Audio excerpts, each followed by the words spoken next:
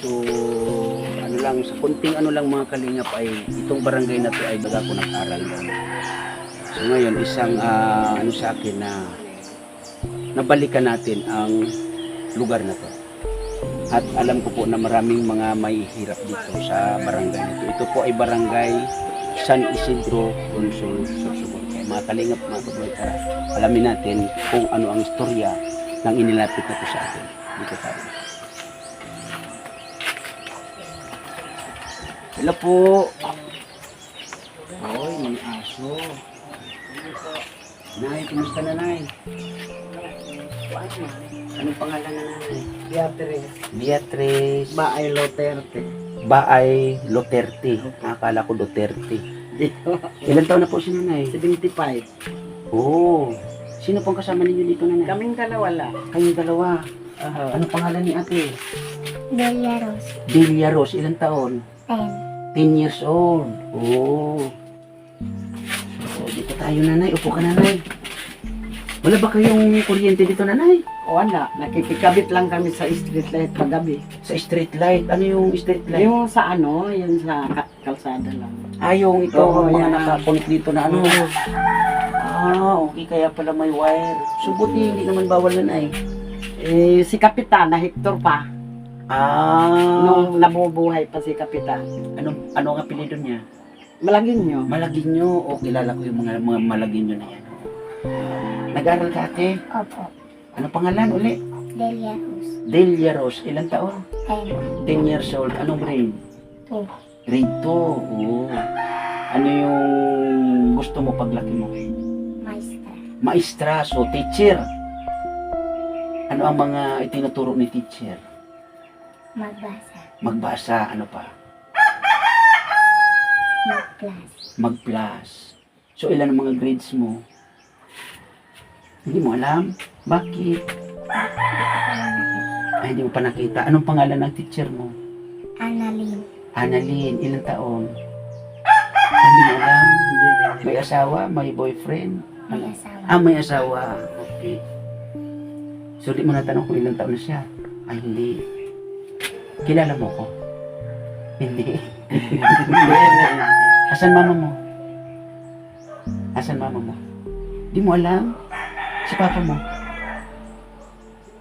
Asan pa? Di mo rin alam? Saan si, ano niya, Nanay? Yung tatay niya nakatira dati din sa akin. Mm-hmm.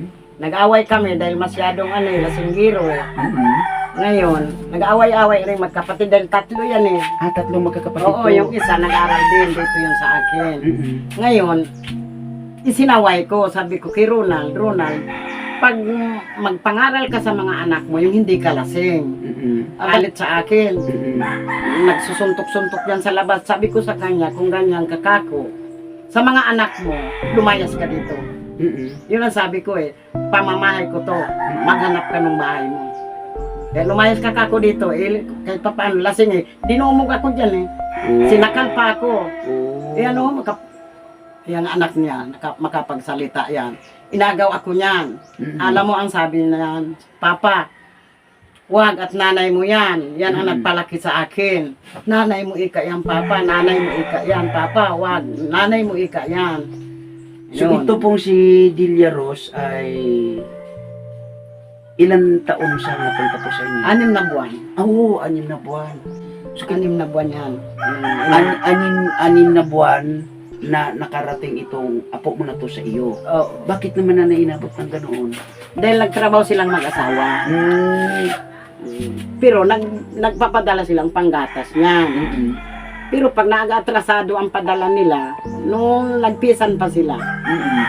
yung bunso kong anak ang nagsusustenir din sa gatas. Mm-mm.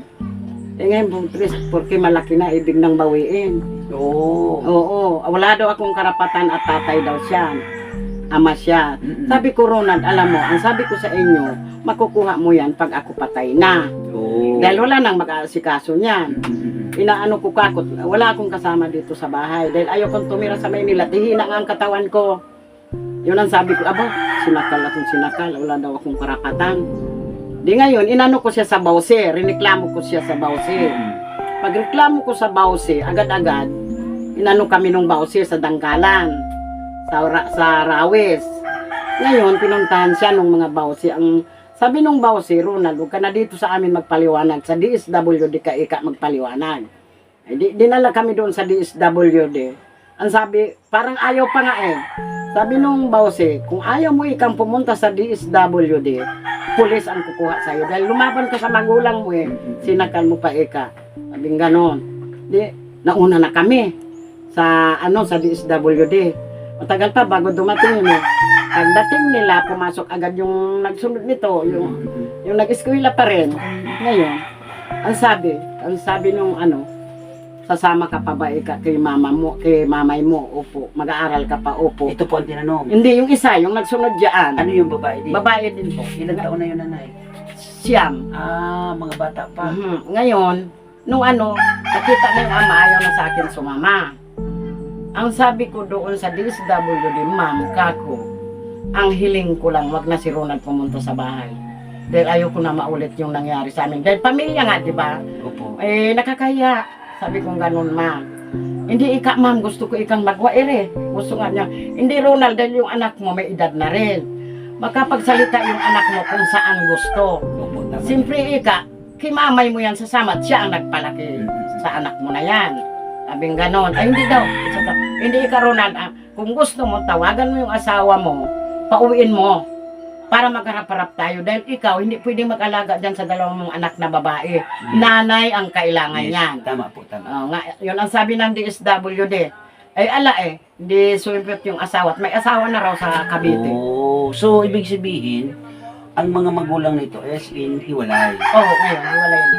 So, yung isang kapatid dito, nasaan ngayon? Andun, sa ama. Dinala. Sa ama. So, tatlo sila, di ba? Tatlo. Nandun yung dalawa. Ano yun, panganay? Pag-ire ang pangalan. Ito siya ang panganay. So, Oo, maliliit oo. pa sila. Maliliit pa nga. 3 taon din akong nag-alaga noon dito. Nag-aaral nga eh. Nag-kinder. O nag-grade 1 ngayon, grade 2 na. Nagkaano nga sila. Dahil wala nga akong mga restro yan. Wala kang registro? Wala. Dahil hindi naman inasikaso nung ina eh. Di ba ang karapatan mag-asikaso nanay? Yes po. Ay, hindi inasikaso. Hanggang ngayon, Kaya walang restro yan. Wala siyang registro. Oho, yun ang inaano ko ngayon sa kanya. Walang restro. Parehistro natin, nanay. Yun lang naman ho ang hiling ko. Pwede kaya nga. Kahit, Yun talagang hiling nyo maparehistro Oo, itong bata. oo. Parehistro Wala. natin. Dahil,